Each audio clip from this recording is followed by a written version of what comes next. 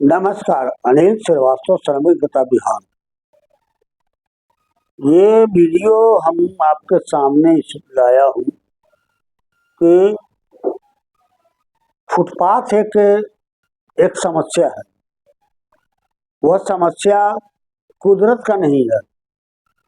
Footpath पर जो लोग रोजगार कर रहे हैं, यह समस्या कोई भगवानी या किसी प्रकार का बात नहीं कहा जा सकता, बल्कि ये समस्या व्यवस्था की समस्या है। वह व्यवस्था इसलिए कि व्यवस्था अगर उनका प्रबंध कर दे, रोजगार की व्यवस्था कर दे बढ़िया से, तो हम समझते हैं कि उनको इस झंझट में उनको नहीं पड़ना पड़े। लेकिन वे लोग नहीं कर पाते हैं। सिस्टम यहाँ सबसे मुख्य रूप से सिस्टम कारण है, जिसकी वजह से फुटपाथ मजबूरी बस वो अपना जीविका चलाने के लिए सड़कों पर अपना रोजगार चला रहे हैं। कुछ लोग को बुरा लगता है। बुरा इस अर्थ में लगता है कि फुटपाथ को ही एक कारण बता देता है जाम लगने का, भीड़ लगने का।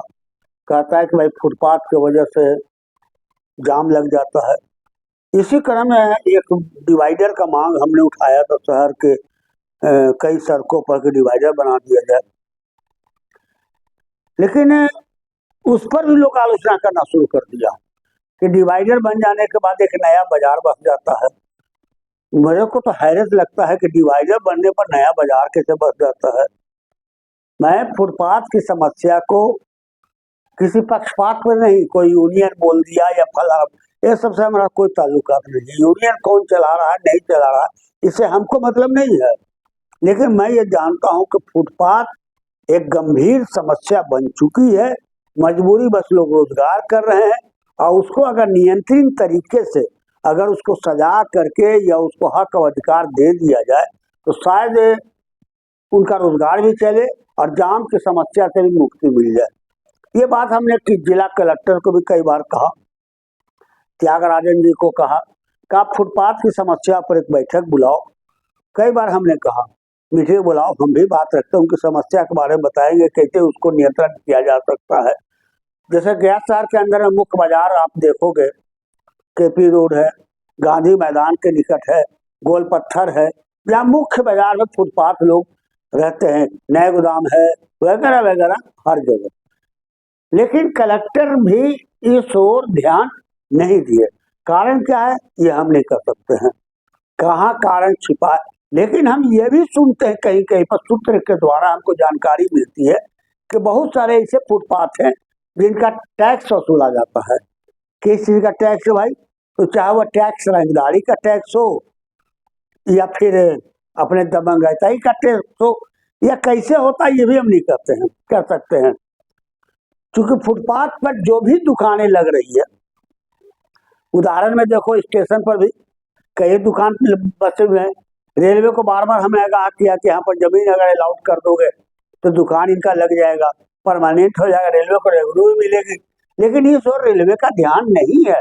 भले माल आपका मिर्जा जैसे होली खेल रहा है, रेलवे के जमीन का जो है सो मुआवजा मिलना चाहिए, जो रेवेन्यू आना चाहिए वो न आवे, बल्कि दूसरा कोई लूट ले, उसमें रेलवे को शांति है। ये स्थिति है। बाजार में भी वही हालत है। अगर आप उसको नियमित तौर से अगर आप उसको दुकान दे दो 5 फीट 10 फीट का, स्टेशन बाटा मोड़ तरफ चले जाओ, अगर आप दे दो तो सरकार को रेवेन्यू भी मिलेगी और उनका दुकान भी सिस्टम से चलेगा। और उनको ये सचेत कर दिया जाए कि देखो भाई, इससे आगे कहीं दुकान किसी को लगने नहीं दो, और जो भी कोई लगाना चाहे दुकान तो बिना आपके नेताओं की अनुमति से नहीं लगाया जा सकता। ये भी काम नहीं कर पा रही है सरकार। तो कुल मिलाकर के देखा जाए तो फुटपाथ की जो प्रॉब्लम है वह प्रॉब्लम सिस्टम का कारण बनता है, जाम डिवाइडर का कारण नहीं बनता है कि डिवाइडर में लग गया दुकान, ये जाम का कारण तो एक अलग विषय है जिसके बारे में हमने कई बार उठाया कि जाम तो लगता है, चारपहिया लेकर के भी लोग आ जाते हैं, लगा दिए रोड पर, कोई देखने वाला नहीं है, ड्राइवर साहब बैठे में है, मालकिन गई अंदर, मतलब मालिक गए अंदर दुकान का सामान लावेंगे आवे जाएंगे। ये कई बार उठाया, ये अलग विषय है जो उसको बार बार उठाते रहते हैं। लेकिन इस आरोप के फुटपाथ से जोड़ देना मैं समझता हूं कि ये सरासर गलत है। और ऐसे व्यक्तियों को या ऐसे भी कोई भी उठाता है सवाल को कि फुटपाथ का कारण डिवाइडर है, ये गलत है। डिवाइडर दूसरा विषय हो गया, जाम दूसरा विषय हो गया, फुटपाथ तीसरा विषय हो गया।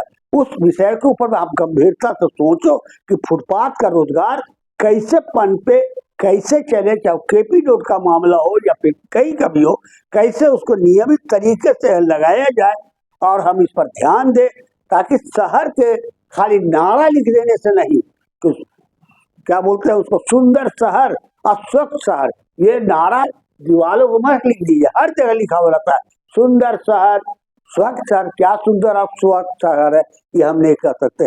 इसलिए बखान नहीं कीजिए, व्यवहारिकता कीजिए कि कैसे बनाना है गया शहर को, कैसे गया शहर को सुंदर और सुसज्जित बनावे, कैसे नियमित तरीके से चलावे। ये आप अगर आपको नहीं अकल आता है श्रीमान लोग, तो दूसरे जगह का अनुभव प्राप्त कीजिए, दूसरे राज्यों में जाइए, वहां देखिए कैसे फुटपाथ लोग जीविका चला रहे हैं। और अगर भारत के अंदर रह करके भी आप नहीं सीख पा रहे हो तो विदेशों में भी चला का अनुभव देखो कि कैसे लोग फुटपाथ पर कैसे लोग जीविका चला रहे हैं, चला भी गए।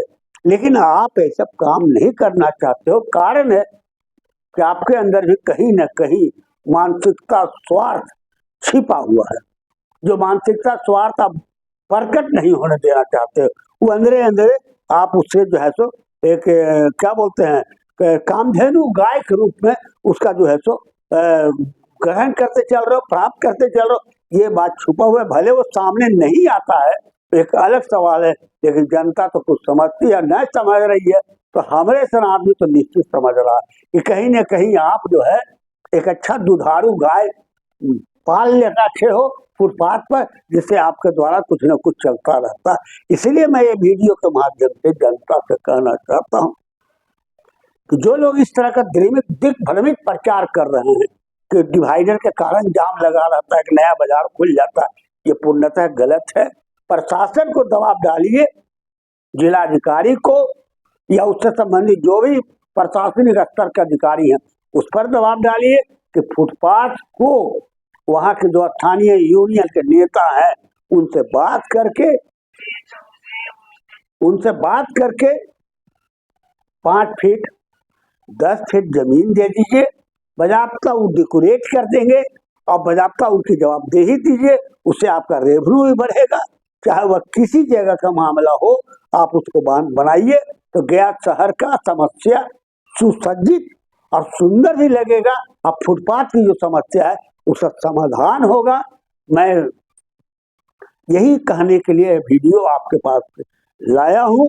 आप इसको पसंद भी करो, सब्सक्राइब करो, कमेंट हो तो हमको बताओ कि हाँ इसमें और भी कुछ सुधार होना चाहिए, क्योंकि मैं जानता हूँ कि फुटपाथ क्या रोजगार से जुड़ा हुआ है और रोजगार पर हानि नहीं होना चाहिए, ये हकीकत हम कहना चाहते हैं।